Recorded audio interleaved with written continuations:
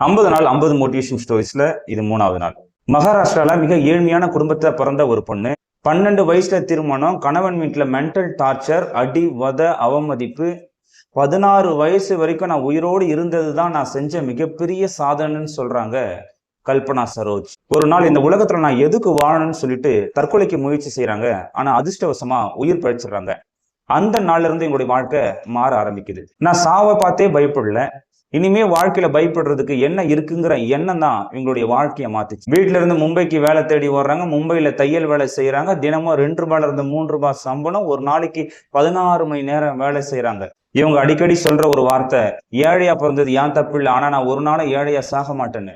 பேங்க்ல லோன் வாங்குறாங்க, சின்னதா டெய்லரிங் பிசினஸ் ஸ்டார்ட் பண்றாங்க, அடுத்து பர்னிச்சர் கடை ஸ்டார்ட் பண்றாங்க, அடுத்து ரியல் எஸ்டேட் ஸ்டார்ட் பண்றாங்க.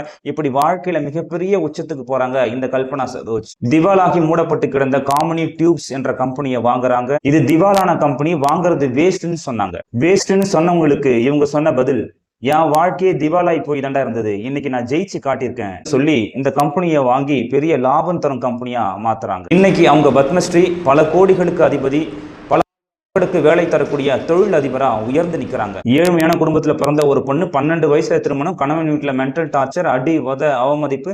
16 வயசு வரைக்கும் நான் உயிரோடு இருந்ததுதான் நான் செஞ்ச மிகப்பெரிய சாதனைன்னு சொன்ன இந்த கல்பனா சரோஜால ஜெயிக்க முடிஞ்சது அப்படின்னா, அதே உலகத்துல சோர்ந்து போய் உட்கார்ந்துட்டு இருக்க யார்கிட்டையாவது வந்து இந்த சரோஜோடைய வாழ்க்கை வந்து பேசும் நான் நம்புறேன். நன்றி.